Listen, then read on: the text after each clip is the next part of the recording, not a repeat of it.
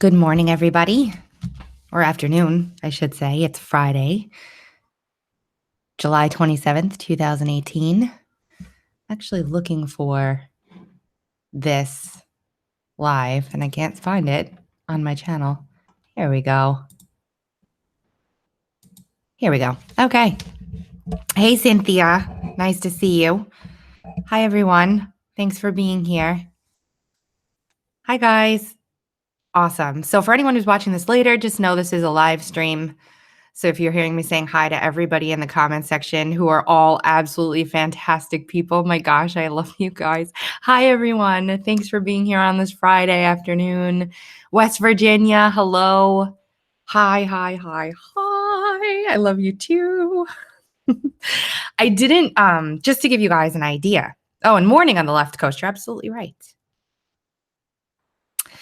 Just to give you guys an idea, usually I have a very well documented sort of a presentation for you guys about things, but today I have a very busy week coming up where I'm not going to be around to do these sorts of videos. I'm going to be traveling to Florida and doing some cool stuff down there with Your Voice America, who I'm working with. It's been awesome.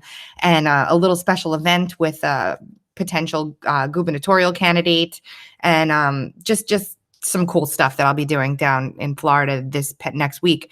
So I'm not going to be around too much to do sort of deep dives into things. And I thought that because this is such an important topic that's so on everybody's minds right now, I would do a little refresh of what I've done in the past for you about Michael Cohen. And I think it was about 4 or 5 months ago now that I started raising the red flag on Michael Cohen and saying, oh, guys, I'm a little worried about him. And the reason why I started saying that was his connection to Felix Sater. If you guys know, Fridays I record my podcast with Frank from Quite Frankly, and we did our podcast today just before, and we did a really good segment on this in the beginning of the podcast, which ended up being fantastic. So please listen to Dark to Light this evening when it comes out at 5 o'clock on radioinfluence.com or iTunes or Google Play or any of those places. Steam it, all those places. Michael Cohen's connection to Felix Sater. If you guys know anything about Felix Sater, you know he was an intelligence asset. He was big with the government in terms of very high level intelligence work for them, finding terrorists supposedly, and all kinds of stuff with satellite phones, and Osama bin Laden, and Loretta Lynch was involved. And I did a lot of work on him because he was one of the people that sent ridiculously overt emails to Michael Cohen about Putin himself intervening into the election to get Trump elected, about Ivanka coming to sit in her chair. The New York Times had this big piece about, how these emails were so damning and blah, blah, blah. And so because of Felix Sater, who came out in an interview after to try and clear his name, and because of his connection to Michael Cohen, because that's who he was communicating with, that's who he set up the December 2015 Russia-Moscow letter of intent project with. It was just very, very weird to me. And so I started doing some digging, into Michael Cohen on a little bit of a higher level. And then what happened? Michael Cohen was raided by the FBI, and everybody freaked out about how it was an attorney-client privilege breach, and it was a big problem. And I agreed with that stuff. Absolutely, yes. It was a little outside of the line, but I made the case that the reason why Mueller had referred that investigation out was because of Michael Cohen's connection to Felix Sater, and that Mueller was investigating Felix Sater and found the Cohen connection, and then found, as he was digging into Cohen, all of Cohen's sort of shady deals. And I've come to sort of a speculative conclusion about how this all could have happened with Cohen and these taxi medallions. Cohen had a taxi business. He apparently did some kind of like tax evasion thing with the taxi medallions, which are really a gold mine in New York City. All kinds of stuff like that. And I found that Michael Cohen was actually brought to the Trump administration through Felix Sater back in the day. And then Michael Cohen worked with Trump from 2007 until when he was elected. And now this is very important. When Cohen was with Trump on the, during the campaign, there was a very strong line drawn between Trump and Cohen. They said he doesn't speak for the campaign. There were all kinds of things like that happening during the campaign. And I have all this documented in these videos that I've done. So rather than reinvent the wheel, what I'm going to do at the end is just link these below for you guys in the description so you can catch up on that work. I'm just telling the story now. So basically, they put a fine line between them. And then what I found most interesting was that right before inauguration, Donald Trump asked Michael Cohen to be on his administration. Thank you guys for the super chats. That's really so kind of you. Seriously, thank you. So Donald Trump asked Michael Cohen to be in his administration, and Michael Cohen stepped down from Trump International. And then Donald Trump never brought him onto the administration, and Donald Trump didn't hire him back, or the organization didn't hire him back. And I found that very interesting. Why wouldn't they, if that didn't work out, if that appointment to his cabinet or whatever he was going to be didn't work out, how come they didn't hire him back at Trump? It was very, very, very, very interesting to me. And yes, today Trump tweeted out about the taxi cabs, and it led me to say he knows everything. And I think he does. And I think that given what we saw a couple weeks ago with Michael Cohen being with Tom Arnold, and then we saw Felix Sater with Gloria Allred, I started saying to myself, the connection between these two as childhood friends is no joke, and it's not a coincidence that these photos are going out with people together like this. There's definitely something going on behind the scenes, and now we're starting to see that come to fruition. I knew he was a bad egg. I knew it. My gut told me. I still think he's a bad egg. I don't think that, there's nothing here. What's happening, what happened in that release of that tape that Cohen, his new attorney that's tied to the Clintons released the other day, that there's nothing there. Nobody cares. Like, legitimately nobody cares. I think it's clear from the conversation in that excerpt, if you guys listen to it again with a different perspective, it appears to me, honestly, because I've been trying to square with myself, like, how could Trump not understand all this and work with Michael Cohen for so long? And I know that Trump is very, very much by the book. I know how he dealt with Felix Sater in the past, which I cover in my videos on Felix Sater, kind of drawing a hard line as soon as he figured out that there was something definitely not right with Felix Sater.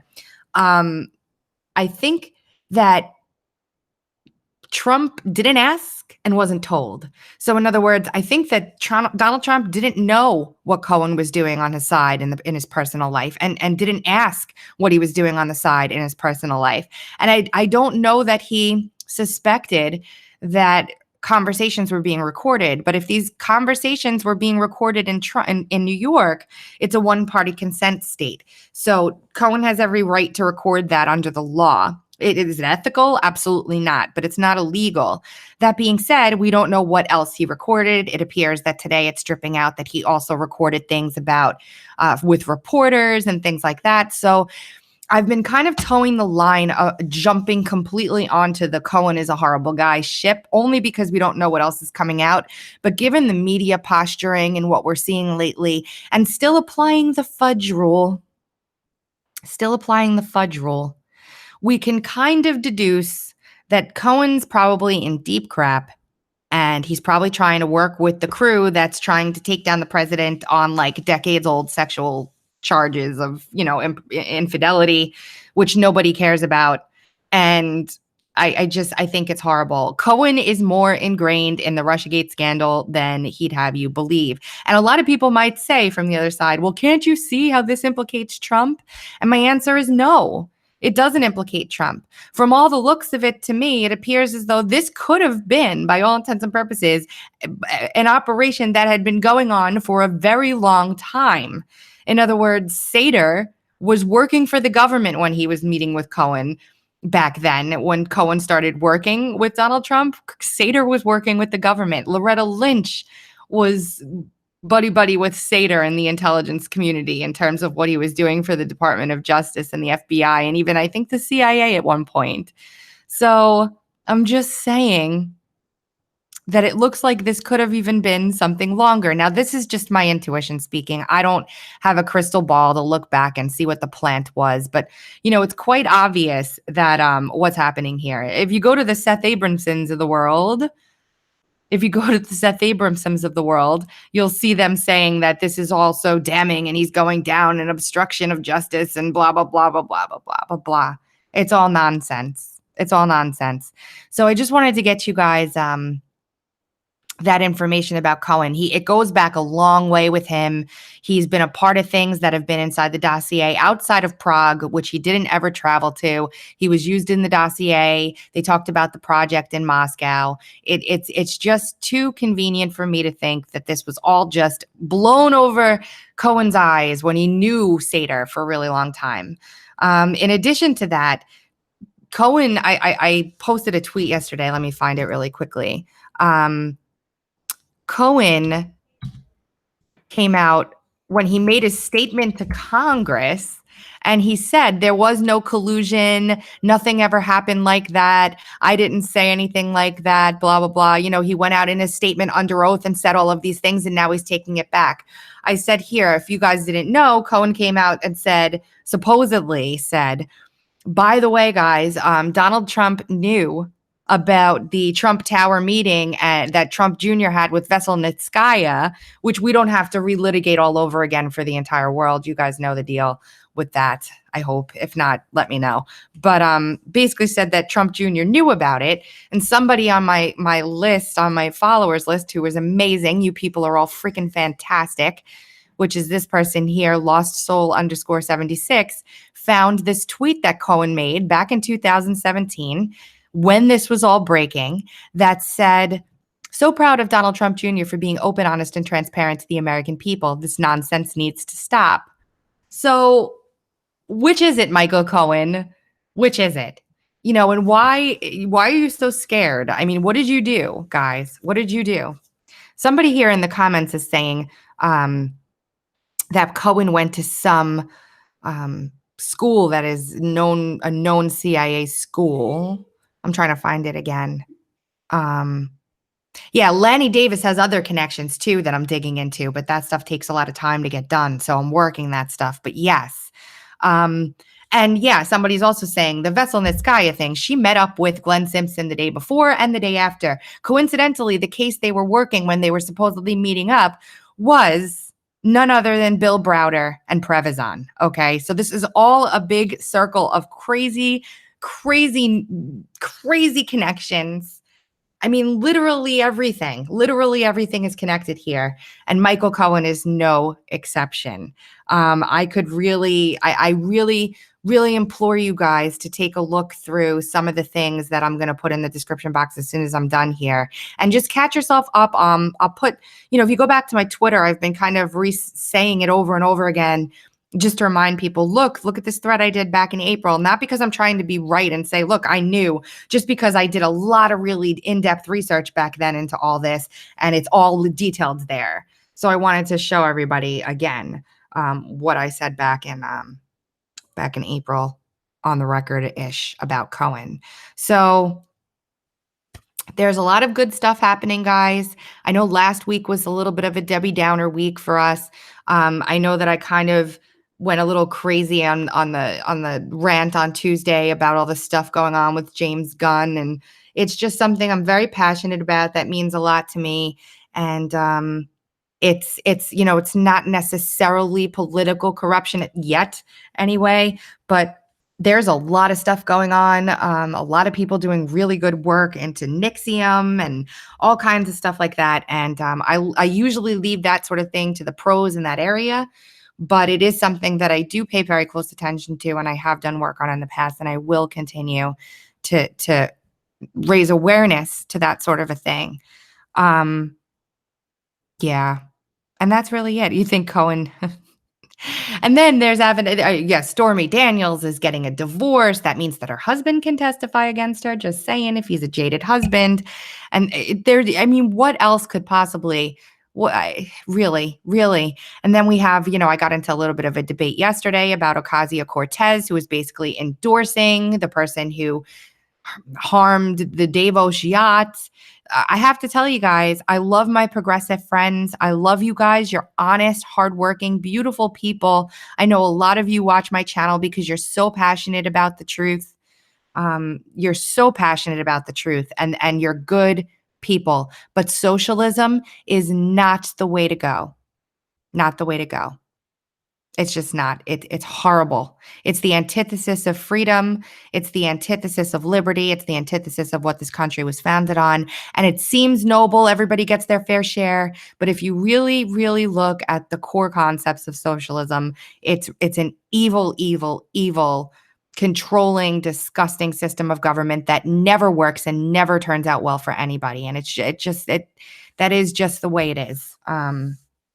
I'm sorry if that offends you guys, but I can't. I mean, it's just the truth. There's no denying it. So we can come to some kind of an agreement on how we handle public policy and things like that after we save the nation.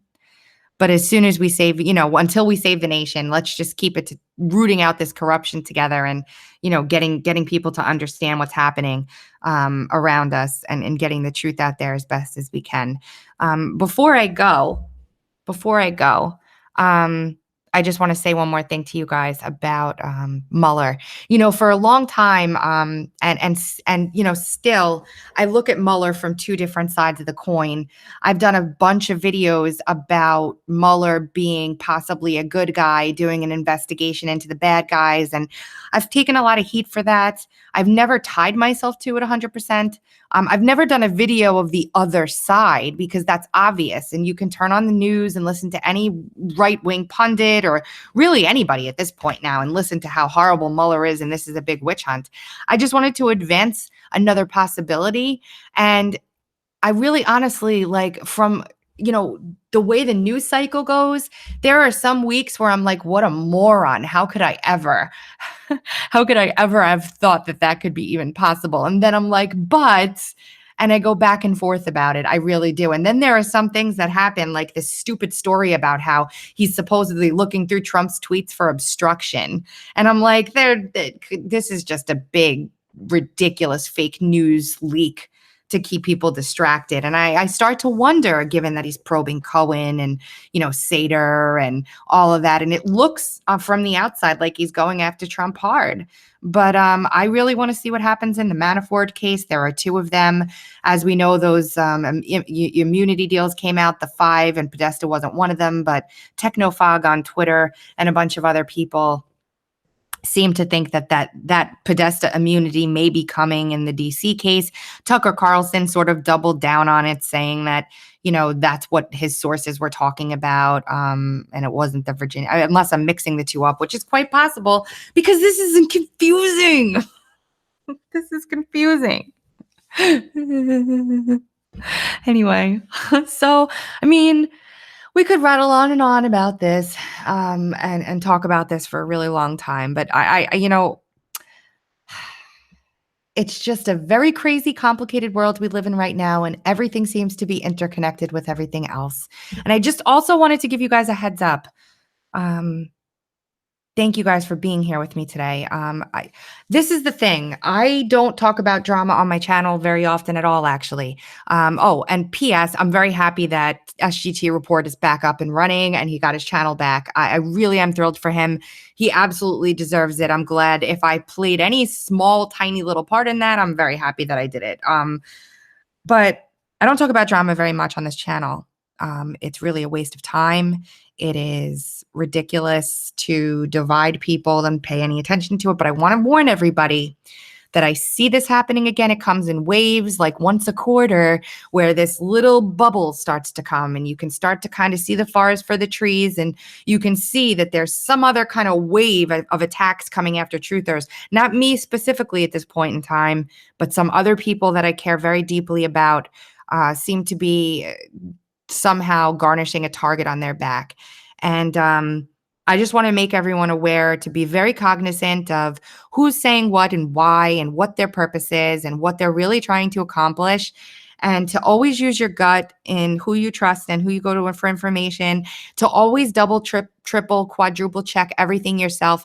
That's why when I do my videos, guys, I put the links below in the description box. I use open source information. I'm never asking you guys to just trust me, even though I know a lot of you do, because we've known each other for quite some time now, and I'm honored and blessed, and I love that about you guys, that you trust me. I take it very, very seriously, and I don't think I can really express that in any greater terms. It's very important to me. But the reason why I don't take sourcing from people, and I don't take tips, and I don't use that to do my journalism for you, is because I want you to be able to start to research this stuff yourself and take this information and do the dot connecting if you want to. You could take my word for it. I'm never lying to you. I promise you that. But if you wanted to check me, if you wanted to make sure I was doing the right thing and keeping it above board, and I'm accountable to you guys, it's all right there for you every single time. You can read through everything that I use, and you can use it to double check my work. And if you find something else that contradicts what I've said, bring it to my attention. I'm happy to correct myself, because everybody's human. I make mistakes. I own them when I make them. It's painful for me because I try really hard not to, but hey, so basically I'm just saying, not that I'm trying to preach, but I'm just saying, make sure you guys pay attention to who's talking badly about people. There's no reason to do it ever. If we're trying to become the new media here and be professional about this and do the right thing and stay together and defeat, the bad guys, we can't do it fractured. We have to do it together. We have to do it together as a team. One another together. Like, seriously, we're a big family, and people trying to divide the family are just no good. Like, just don't give attention to people that aren't doing the right thing, and the free market will flick them away. Just don't give attention to them. Unless something's super dangerous, I won't give it attention. So I just wanted to make you guys aware that that's happening. And it's hurtful. It's hurtful for people to have to go through. It really sucks being on the receiving end of it. I can speak from experience. It blows. It really does, especially when none of it's true. It really, really, really blows. Excuse my French. Anyway, you guys are fantastic human beings. I'm so blessed to have you. My website is being built. It is going to be a one-stop shop for you guys. When I say one-stop shop, I mean I'm going to have literally a page called Twitter Intelligentsia, where you can go and see an RSS feed of all the accounts that I follow, that I trust, that I feel have integrity, that give you guys the real news. You can go to that page and you can see them all in one place in all their glory.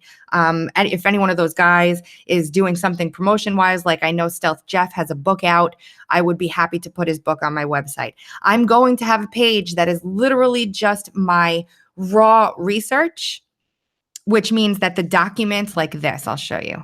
When I do my research for my videos, I do them in a document like this, and I'm considering very strongly literally just taking this document that I use to do my video and throwing it up there in all its glory, unedited, for you guys to see the process. And then in addition, having another page where I'm literally going to start writing for everybody, so that you guys have articles that you can share if people are more visual learners than listening learners. And then, of course, I'll have my videos. I'm on Real Video now. You guys can find me over there too. And I'm just trying to do everything that I possibly can to get this stuff out to as many people as possible. Always with I take this very seriously. Again, it's my job. This is what I do. With your gracious support, I'm able to do this full time. You're my bosses at the end of the day. I'm accountable to you, and I want to do the best job possible in representing you guys as a movement, because we're here to save the damn country, and that's what I'm here for anyway, right? Right?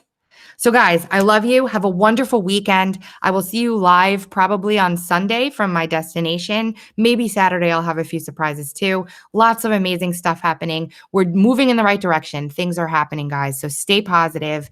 And thanks for listening to me today. I really appreciate it. Talk to you all soon.